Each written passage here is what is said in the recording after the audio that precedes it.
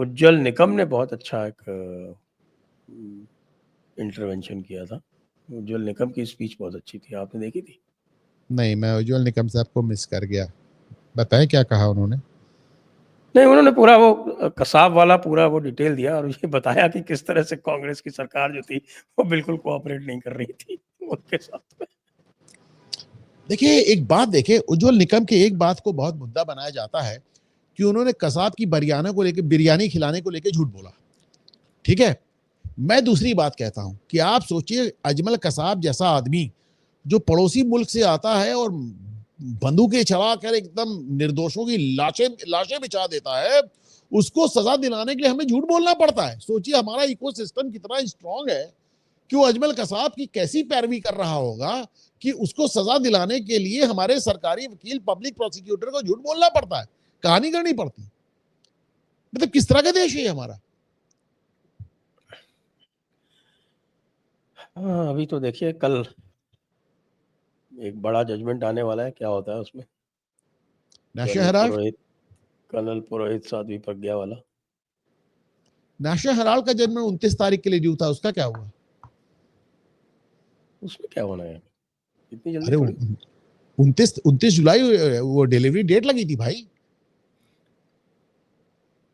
Delivery delay होगी। Okay, ठीक है।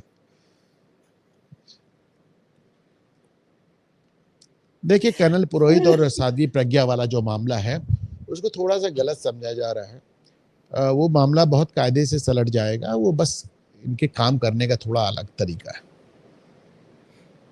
हाँ, वो तो समझ जाएगा, वो तो सारे के सारे गवाह तो हॉस्टाइल हो गए, उसमें होना क्या है। लेकिन मैं कर्नल पुरोहित की एक बात मानूंगा और साध्वी प्रज्ञा की। आप सोचे, मतलब मैं ये बात पता नहीं ठीक से समझा पाऊंगा कि नहीं समझा पाऊंगा, क्योंकि ये एक ऐसी बात है जिसके बारे में बात करते मैं थोड़ा भावुक भी हो जाता हूं कि कर्नल पुरोहित और साध्वी प्रज्ञा के साथ जेल में जो जो अमानवीय अत्याचार किए गए, उसके बाद वो दोनों रिहा होने के बाद कहते हैं हमको भारतीय होने पे गर्व है।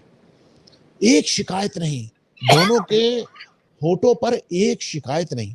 और यहाँ पे लोग वाइस प्रेसिडेंट के पद पे बैठ के कहते हैं साहब हम बड़ा गलत हो रहा है, उनका रोना ही रोना खत्म नहीं होता साहब।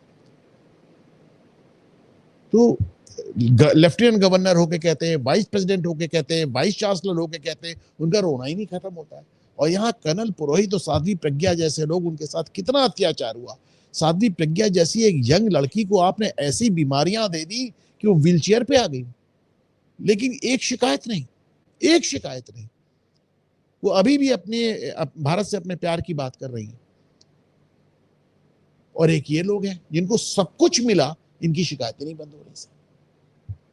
उनको तो हिंदू शब्द कहने में ही आपत्ति है, हिंदू शब्द नहीं निकलता उनके मुंह से।